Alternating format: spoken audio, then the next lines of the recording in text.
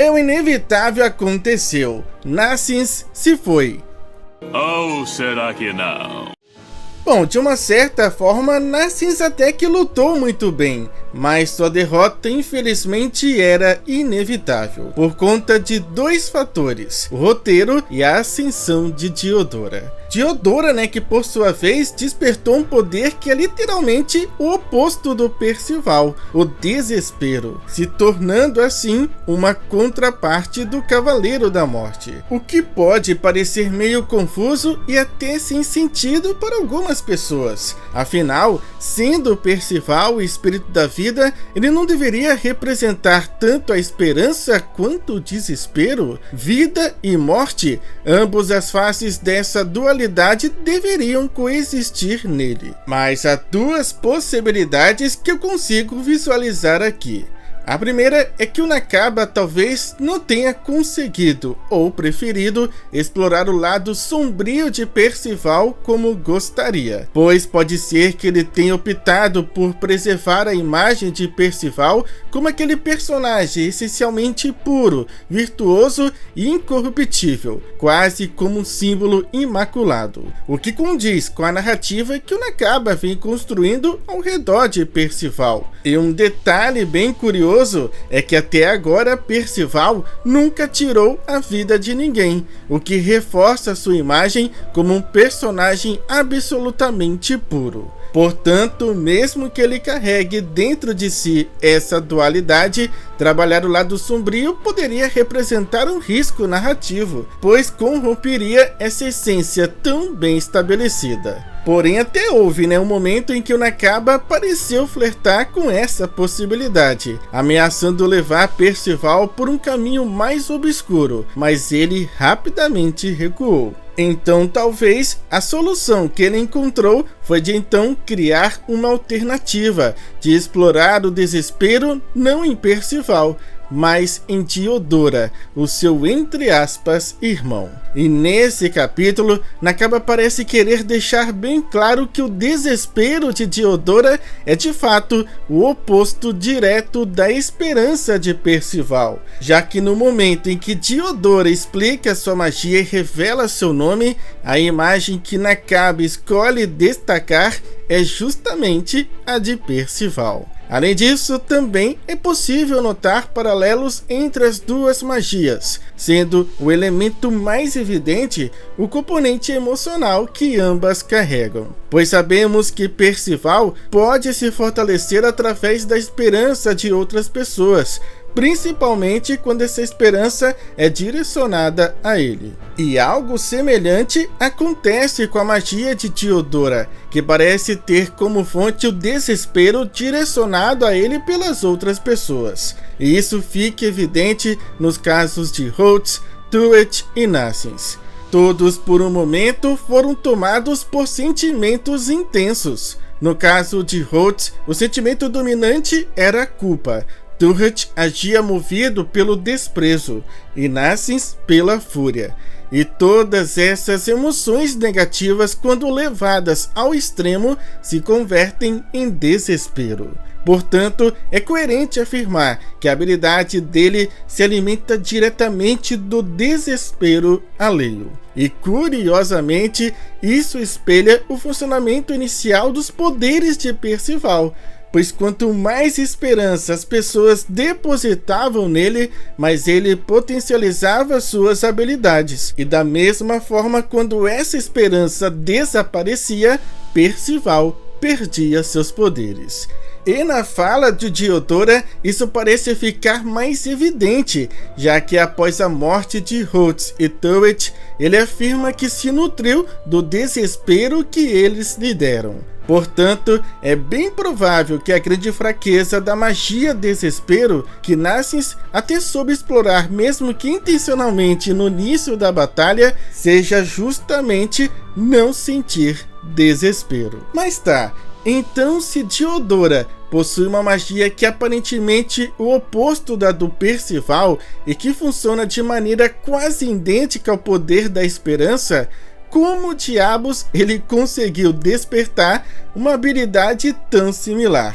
Bom, eu posso até estar completamente enganado, mas diante de tudo que já sabemos sobre os espíritos da vida, é difícil não considerar a seguinte hipótese, de que a única forma do desespero de Diodora se encaixar de maneira coerente dentro de todo esse contexto é se sua magia também for derivada de um espírito da vida. Diodora despertou esse poder quando passou por uma situação de risco que evoluiu para sua morte. E embora sua queda no mais profundo poço do desespero, somada aos seus problemas de saúde, a sua prisão em Camelot e a perda de todos os seus entes queridos, possa ter servido como um poderoso gatilho emocional para esse despertar, ainda assim, na prática seria necessário mais do que isso. Seria preciso uma fonte externa de poder capaz de trazê-lo de volta à vida, algo além da força de vontade ou da dor.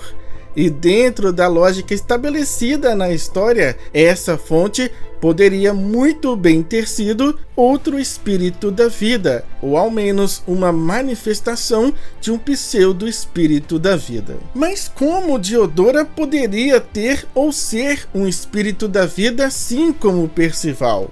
Bem, e se, no momento em que Ironside selou o espírito da vida dentro do corpo de Percival, naquela explosão de energia que se seguiu, fragmentos residuais desse poder tenham escapado e alcançado o corpo do frágil Diodora?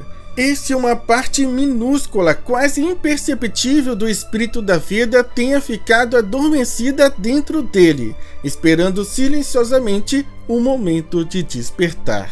E vamos mais além, e se no fim das contas não foi o Reino Eterno que salvou e manteve Diodora vivo? Ironside sempre acreditou que era graças ao Reino Eterno que Diodora conseguia resistir aos sintomas de sua doença e à fragilidade do próprio corpo. Mas se ele estivesse todo esse tempo enganado?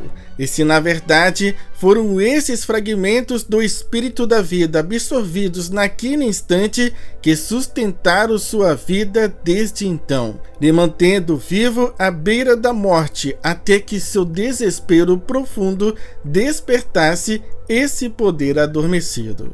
Bem, parece ser loucura tudo isso, mas se a gente parar para analisar com mais profundidade, ela faz bastante sentido. Percival mesmo só despertou de fato seu poder quando passou por uma situação de risco. Inclusive, o próprio Bonsival chega a dizer que gosta do Pelgarde justamente por ele ter sido responsável por desencadear esse despertar. E provavelmente seguindo o mesmo padrão de Percival, que agora tem um controle muito maior sobre sua habilidade, já não dependendo tanto da esperança dos outros como antes, já que seu poder agora está mais ligado ao conhecimento que adquiriu sobre os espíritos da vida depois de sua morte. Talvez o mesmo aconteça com Diodora no futuro. Agora que seu poder foi despertado, é possível que ele também passe a compreender melhor sua própria magia, evoluindo ao ponto de dominá-la com mais consciência e profundidade, assim como aconteceu com Percival. Portanto, existem muitas semelhanças e conexões que a gente consegue traçar aqui. E mesmo que no fim não seja nada disso, nesse momento eu acredito que ela faça bastante sentido, além de criar uma conexão ainda mais profunda entre Percival e Diodora. Mas vamos voltar ao ponto talvez mais importante desse último capítulo. Afinal, Nassens está morto ou não? E bom, sinceramente, no que diz respeito ao destino de Nassens, não há razão para sequer considerar a possibilidade de que ele esteja realmente morto, principalmente dado aos inúmeros fatores narrativos que temos. Fora que há outros indícios que apontam para outra possibilidade. Usar seus venenos foi uma jogada inteligente por parte do Narsens, especialmente porque não estava totalmente claro se a magia de Diodora seria capaz de refletir ou anular esse tipo de efeito específico. Pensando nisso, Narsens tentou encerrar a luta com um veneno entre aspas mortal. E por que eu digo entre aspas mortal? No review, eu acabei vacilando com vocês e não coloquei o nome do veneno usado por Narsens, mas quem leu o capítulo pode ter pescado essa importante informação, pois o veneno em questão é o fruto da caveira de sangue, uma substância que foi apresentada pela primeira vez em um capítulo extra focado no Narsens, ambientado no Reino das Fadas. Portanto, tá aí, né? Mais uma vez, a importância de sempre acompanhar também os capítulos extras, pois eu sei que tem muita gente que pula esses capítulos, pois eles frequentemente trazem informações valiosas que fazem toda a diferença quando aparecem no arco principal. Então, se você quiser ter acesso a todos os capítulos extras, tem uma playlist aqui no canal. Mas voltando, né, o que Narsens diz sobre esse veneno é bastante revelador. Uma pequena dose do fruto da caveira de sangue pode fazer a pessoa enxergar seres que não pertencem a este mundo. Ou seja, né, você vai começar a ver umas almas penadas por aí. Já em uma dose elevada, o veneno leva o indivíduo a um estado de quase morte. E esse efeito nos remete a algo que já vimos anteriormente em Nanatsu no Taizai, como no caso da Gyula, ainda lá no comecinho da história. Ah, entendi. Ela chegou à necrópole ao se colocar no estado semi-morto. E mais tarde com o Escanor. Sério mesmo? Se quiser uma prova, eu posso deixá-lo meio morto, como você fez com o Escanor. Onde ambos entraram num estado de quase morte e foram parar na necrópole, a capital dos mortos. Ou seja, né, o efeito desse veneno parece provocar algo bastante semelhante a uma morte temporária. Por isso, mesmo que Narsens não soubesse que o veneno seria refletido, pelo perfil que conhecemos bem do personagem, ele jamais arriscaria usar algo letal se existisse qualquer chance, mesmo que mínima, desse ataque voltar contra ele. Então faz sentido que ele tenha optado por esse veneno em específico, não por matar, mas por induzir um estado de quase morte, o que manteria o alvo vivo e daria uma margem de segurança para ele próprio. Mas isso acaba nos levando a uma nova dúvida. Se Narsens é imune a venenos, por que o efeito do veneno refletido por Diodora funcionou nele? E aqui eu vou te dar duas explicações possíveis. Primeiro motivo: Narsens nunca havia ingerido esse veneno antes, justamente porque ele possui propriedades extremamente complexas e perigosas. E isso se alinha com algo que ele próprio comentou antes, sobre existir venenos que ele não consegue absorver com segurança, seja pelo risco envolvido ou pela instabilidade de seus efeitos. E o fruto da caveira de sangue provavelmente está nessa categoria. E esse também seria o motivo pelo qual ele utilizou uma agulha em vez de sua magia para aplicar o veneno. Por isso, ao ser atingido pelo reflexo da magia de Diodora, o corpo do Narsens reagiu aos efeitos do veneno. E agora, ele precisaria passar por todo um processo para assimilar o veneno, neutralizar os sintomas e possivelmente desenvolver imunidade a ele, como acontece, né, com outras substâncias que ele manipula. Porém, existe também uma segunda possibilidade a se considerar, pois caso o Narsens já tenha tido contato prévio com esse veneno, né, ou seja, ingerido ele, podemos então deduzir que o Diodora, na verdade, não reflete o veneno em si, mas sim apenas o dano que o veneno provoca.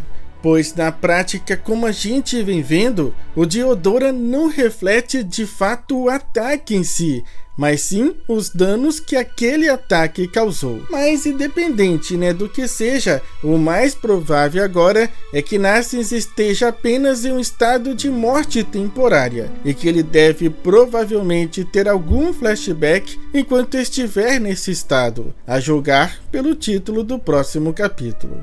E existe, inclusive, a chance de finalmente vermos algum momento marcante entre Narsens e seus verdadeiros pais, antes da troca que mudou seu destino. E esse cenário, de quase morte pode ser ainda mais interessante, pois pode ser justamente isso que impeça Diodora de roubar os poderes de Narsens, já que ele não estaria tecnicamente morto, mas isso também pode impedir o Percival de ressuscitá-lo pelo mesmo motivo. Portanto, nem os poderes do Diodora e nem do Percival iriam funcionar. E no fim, iria depender exclusivamente do Narsens o seu retorno. E é isso, Agora eu quero saber de vocês. O que acham dessas possibilidades, tanto em relação ao Diodora quanto em relação à possível morte do Narsens?